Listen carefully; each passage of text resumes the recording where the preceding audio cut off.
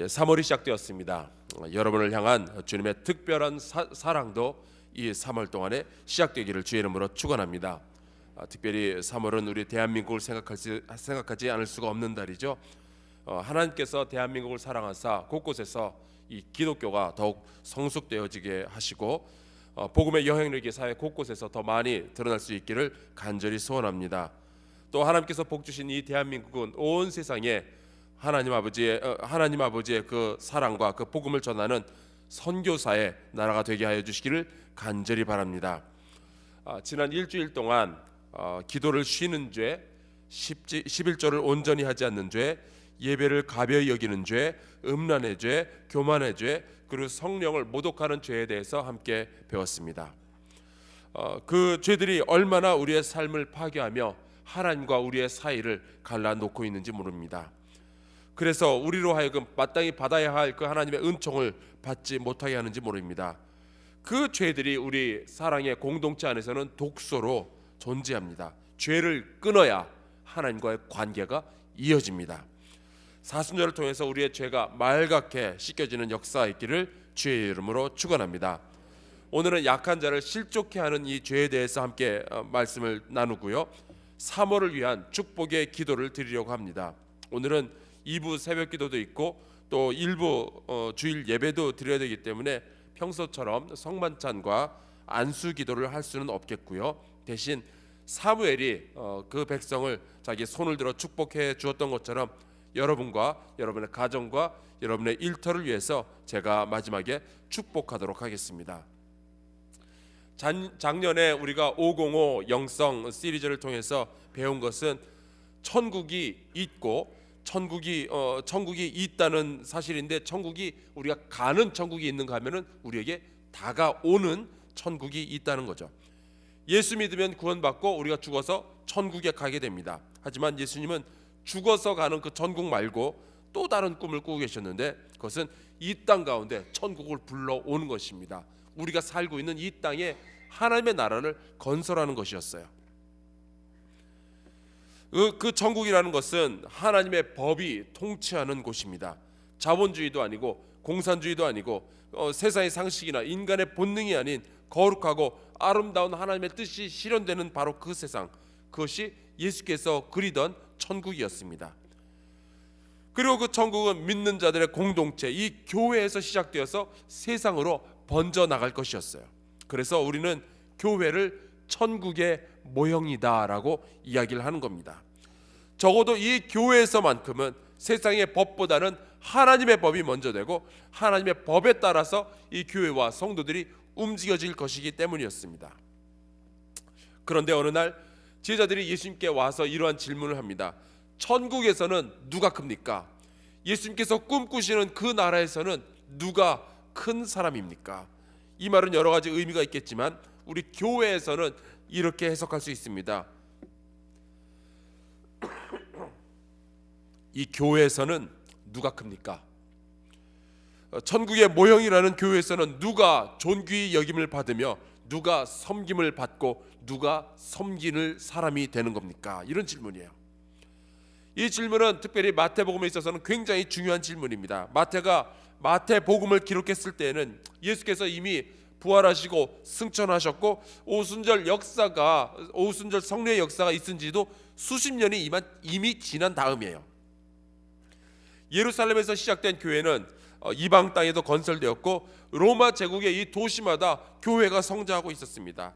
그리고 이 교회에는 예수님의 가르침대로 귀족도 천민도 부자도 가난한 사람들도 그리고 병든 자와 건강한 자들이 함께 모여서 복음을 들으며 하나님의 법이 다스리는 천국을 건설하는 중이었어요. 그런데 그 믿음의 공동체 안에서 슬슬 불만이 삐져나오기 시작합니다. 교인들 가운데 부자들, 귀족들, 권세 있는 자들, 그리고 신앙의 연륜이 높은 사람들은 은근히 가난하고 낮고 천한 사람들, 믿음이 약한 사람들을 하대하기 시작하고 그들에게 상처를 주기 시작한 거예요. 그때 마태가 그러한 모습을 보면서 기억해내었던 것이 자기가 예수님을 따라다닐 때 있었던 바로 그 사건, 오늘 우리가 함께 읽은 말씀에 나오는 바로 이 사건이었습니다. 천국에서 누가 큰가? 교회에서 누가 큰가라는 질문에 대하여 예수님은 어린아이 하나를 불러서 제자들 가운데 세우십니다. 그리고 이렇게 말씀하셔요. 너희가 돌이켜 어린아이들과 같이 되지 아니하면 결단코 천국에 들어가지 못하리라. 여기에서 예수님은 너희가 돌이켜라는 말씀을 하시죠. 그 말은 지금 제자들이 뭔가 잘못하고 있는 거예요. 뭔가 생각을 잘못하고 있는 거죠. 뭘 잘못하고 있었을까요? 그 해답은 17장에 보면 나옵니다. 오늘 우리가 같이 읽은 이 본문 말씀에 질문이 나온 것이 18장 1절인데요. 그 바로 전에 나오는 17장에 보면은 예수님께서 높은 산에 올라가셔서 그 모습이 변화가 되고 모세와 엘리야와 함께 대화하는 그러한 장면이 나오죠. 그런데 그 장면을 제자들 딱 3명이 쫓아가서 봤어요. 바로 베드로와 요한과 야고보입니다. 그래서 제자들 가운데 돌아왔을 때는 제자들 가운데 분위기가 이런 게 형성이 돼요. 아, 베드로와 요한과 야고보는 특별하다. 이들이 아마 다른 제자들을 이끌 만한 리더가 되는 건가 보다. 본인들도 그렇게 생각을 했고 다른 제자들도 그렇게 생각을 했던 거예요. 제자들이 가져온 질문은 그러한 배경에서 나왔습니다. 우리 12명의 제자들 가운데 특별히 누가 더 큰 자입니까? 아마도 예상하기는 베드로와 야고보와 요한일 것이다. 특별한 경험을 했다고, 예수님과 더 가깝다고, 혹은 성령 받았다고 설치지 말라는 이야기를 지금 예수께서 하시는 거예요. 오히려 어린아이처럼 자기를 낮추는 그 사람이 천국에서 큰 자다라고 말씀을 하셔요. 이 말씀에서도 현대인들이 오해가 참 많은데요. 우리 생각에는 어린아이는 순수하고 겸손하니까 그 아이들처럼 겸손을 떨어야 천국에서 큰 사람이 된다라고 생각하지만 2000년 전 예수님의 문화에서는요, 어린아이가 순수하고 겸손함의 상징이 아니었습니다. 제가 고대의 문서들을 여러 가지 것들을 봤는데 어린이는 주로 나약하고 무식하고 영향력이 없는 자들의 상징이었어요. 그러니까 예수님의 말씀은 자기 자신을 어린 아이처럼 생각하고 나약하고 무식하고 영향력 없는 사람으로 생각하며 나는 그저 무익한 종이라 고백하는 사람이, 그렇게 자기를 낮추는 사람이 천국에 합당한 사람이며 자기를 낮출수록 천국에서는 큰 자다, 하나님께서 기뻐하신다, 그를 존귀히 여긴다라고 말씀하고 계시는 겁니다. 예수님의 말씀 가운데 이 어린아이란 초대교회의 구성원들 가운데 가난한 자, 천한 자, 신앙의 연륜이 낮은 자, 여자들, 노예들을 대표하는 상징이에요. 그 이유는 18장 5절에 나오죠. 누구든지 내 이름으로 이런 어린아이 하나를 영접하면 곧 나를 영접함이니. 이 말씀은 마태복음 25장에 나오는 양과 염소에 비유해서 그 25장 40절에 이렇게 표현이 되어 있는데요. 너희가 여기 내 형제 중에 지극히 작은 자 하나에게 한 것이 곧 내게 한 것이니라. 그리고 이 지극히 작은 자들은 마태복음 25장에 의하면은 줄인 자, 목마른 자, 나그네, 헐벗은 자, 병든 자, 옥에 갇힌 자입니다. 사회적으로 낮고 천한 바로 그 사람들이에요. 예수님이 하시는 말씀은 그들이 곧 나다라고 이야기를 하는 거예요. 그리고 마태복음 18장 6절에 이렇게 말씀하셔요. 누구든지 나를 믿는 이 작은 자들, 누가 믿고 있어요? 교인들입니다. 교인들 가운데서 이 작은 자들, 누가 작은 자들이죠? 우리 가운데 가난한 사람들, 나이가 어린 사람들, 혹은 나이가 너무 많은 사람들, 하여튼 힘을 쓰지 못하는 바로 그 사람들. 누구든지 나를 믿는 이 작은 자 중 하나를 실족하게 하면 차라리 연자 맷돌이 그 목에 달려서 깊은 바다에 빠뜨려지는 것이 나으니라. 예수님은 아주 철저하게 낮고 천한 사람들의 편을 서십니다. 그러니 이 낮고 천한 자들, 특히 믿는 사람들 가운데 가난하고 많은 교육도 받지 못했고 나이도 어리고 믿음의 연륜도 낮은 사람들이 교회 안에서 상처를 받는 일들이 생긴다면 그 상처를 준 사람에게는 큰 화가 있을 것이다 라는 말씀이에요. 여기서 나오는 이 실족이라는 단어의 그 헬라어는요, 스칸달론이라는 단어를 썼습니다. 우리가 알고 있는 단어 스캔달이 바로 이 단어에서 나왔어요. 웃음거리로 만든다든지 혹은 분노하게 만든다든지 시험 들게 만드는 것, 바로 그것이 이 실족하는 것입니다. 교회에서는요, 가난함과 무식함과 나이가 많고 적음이 실족의 이유가 되어서는 결코 안 됩니다. 그 이유를 만든 자에게는 화가 있을 것이기 때문이에요. 얼마나 이 죄가 큰 고하니 우리가 함께 읽지는 않았지만 예수님은 연자맥도를 목에 달리우고 바다에 빠뜨리는 것이 낫다고 그랬죠. 그러면은 바다에 빠뜨리지 않으려면 어떻게 하면 되겠습니까? 예수께서 이렇게 말씀하셨어요. 오늘 같이 읽지는 않았는데 8절에 보면은 예수님께서 내 손이나 내 팔이 너를 범죄하게 하거든 찍어내 버리라. 9절에 보면은 내 눈이 너를 범죄하게 하거든 빼어내 버리라. 아주 끔찍할 정도로 강경하게 말씀하십니다. 안 그러면은 천국에 들어가지 못할 것이라고 아주 못을 딱 박아버리신 거예요. 그리고 10절에 이렇게 정리하십니다. 삼가 이 작은 자 중에 하나도 업신여기지 말라. 어제 성령을 모독하는 죄는 그냥 용서가 되지 않는 영원히 우리 가운데 쌓여있는 죄예요. 중금속과 같은 그런 죄라고 말씀을 드렸죠. 교회에서 낮고 천한 이들을 존귀히 여기지 않고 그들을 실족하게 만드는 것은 차라리 손과 발을 잘라버리는 것이 나을 정도로 극악무도한 죄입니다. 예수께서 건설하시려는 천국에서는 모든 사람들이 동등한 가치를 지니며 그들 모두는 존귀한 주님의 백성입니다. 이 사실을 잊어버리고 가난한 자, 못 배운 자, 병든 자, 성경 지식이 부족한 자를 살피지 못한다면 그것은 아주 큰 죄가 되는 거예요. 그러니 사랑하는 성도 여러분이요, 여러분의 언어와 표정부터 바꾸시기를 바랍니다. 처음 보는 사람들, 옷이 허름한 사람들, 가난한 사람들, 허약한 사람들, 그들을 바라보는 눈길부터 여러분의 온도를 높이시기를 바랍니다. 더 따뜻하게 봐야 돼요. 더 미소 짓고 그들에게 더 친절하게 다가가시기 바랍니다. 여러분이 담임 목사에게 하듯이 교회 안에 가난한 이들을 대접하시기를 바랍니다. 그게 참된 회개입니다.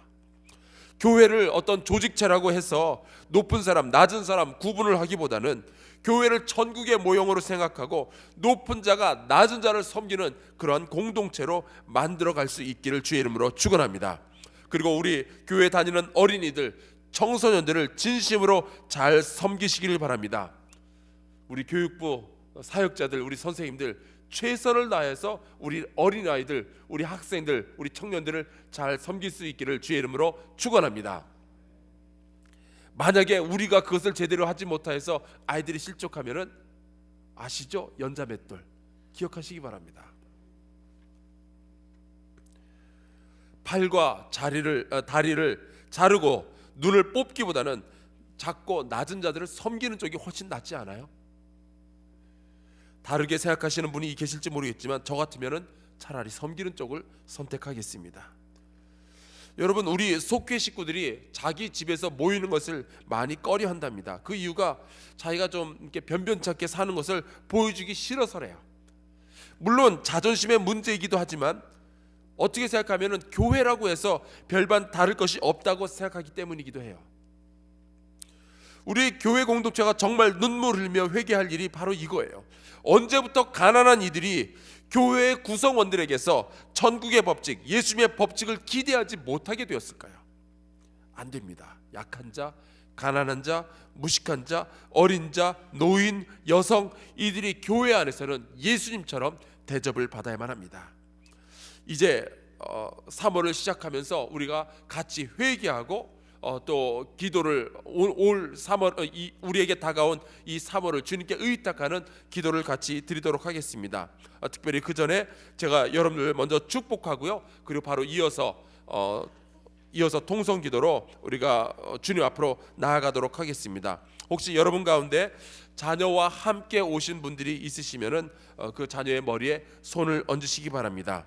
혹시 지금 이 자리에 그 자녀와 함께 있지 않다면은 여러분들 가슴속에 항상 자녀가 있잖아요. 여러분의 가슴에 손을 얹으시고 우리 함께 그 자녀를 축복하겠습니다. 제가 여러분의 자녀를 축복하고요, 여러분의 가정과 일터를 축복하겠습니다. 이 3월이 이 축복으로 말미암아 풍성한 달이 될 것을 믿으며 아멘으로 화답하고 하나님의 은총을 기대하며 같이 나아가겠습니다. 불 꺼주시고요, 우리 같이 기도하겠습니다. 모든 축복의 근원 되시는 하나님이여, 우리 믿음의 부모들이 선물로 주신 자녀들을 축복하기 원합니다. 우리의 다음 세대를 하나님의 구원 역사를 위한 도구로 준비하며 축복하기 원합니다. 아브라함을 축복하신 하나님, 그 축복이 이삭에게 흐르게 하시고 야곱에게 흐르게 하시고 요셉과 이스라엘에 흐르게 하시고 주 예수 그리스도를 통하여 모든 믿는 자에게 흐르게 하시는 하나님, 이 축복이 우리 자녀들의 미래를 바꾸게 하여 주시옵소서. 우리의 자녀들이 하나님의 자녀로서 왕처럼 제사장처럼 살아가게 하여 주시옵소서. 저희가 도시에서도 복을 받고 시골에서도 복을 받게 하여 주시옵소서. 대한민국 땅에 있을 때나 국외로 나아갈 때도 새벽별과 같이 빛나게 하시며 어디에서나 인정받는 인격자, 실력자가 되게 하여 주시옵소서. 공부하고 있는 자녀들의 성적이 오르게 하시고 운동하는 자녀들은 더 힘있고 강하게 하여 주시며 인간관계도 원만하게 하여 주시며 사람들에게 인정받고 존경받게 하여 주시옵소서. 들어와도 복을 받고 나가도 복을 받게 하시며 대적들이 일어나 치료할 때에 여호와여 우리의 자녀들의 산성이 되어 주시옵소서. 대적들이 7길로 도망하는 역사를 보게 하여 주시옵소서. 재물의 복을 허락하여 주사 궁핍하지 않게 하시고 저희의 재물로 가족과 이웃과 교회와 사회가 풍족함을 누리게 하여 주시옵소서. 하늘의 아름다운 보고를 열어사 이 땅에서 필요한 모든 것들을 공급하여 주시옵소서. 저희가 평생 하나님을 섬기며 좌로나 우로나 치우치지 않게 하여 주시옵소서. 저희를 존귀하게 하여 주사 머리가 되게 하여 주시고 정치와 사회와 학문과 경제와 군사와 문화 각 분야에서 가장 뛰어난 인재들이 되게 하여 주사 교회와 부모의 자랑거리가 되게 하여 주시고 이 세상을 불평과 전쟁과 음란과 탐욕에서 해방시키는 일을 하게 하여 주시옵소서. 저희에게 꼭 맞는 남편과 아내를 예배하여 주시옵소서. 아름다운 신앙의 가정들을 이루게 하여 주시옵소서. 건강하고 지혜로운 자녀들을 생산하게 하여 주시옵소서. 기쁨이 넘치는 삶을 누리게 하여 주시옵소서. 특히 밤잠을 자지 못하고 공부해야 되는 수험생들을 불쌍히 여겨주사 장차 누리게 될 영광을 기다리며 현재의 고난을 넉넉히 이겨내게 하여 주시옵소서. 감사가 없는 천박한 기쁨을 누리지 않게 저희의 영혼을 지켜 주시옵소서. 예수 그리스도를 주님으로 영접한 구원받은 천국 백성으로 살게 하여 주시옵소서. 저희가 머물렀던 곳에는 그리스도의 흔적이 남게 하여 주시고 저희가 향하는 곳에는 그리스도의 꿈이 있게 하여 주시옵소서. 예수 그리스도의 이름으로 축복하며 기도합나이다. 아멘. 우리 같이 주여 크게 3번 외치고 동성으로 기도하며 주님 앞으로 나아갑시다. 주여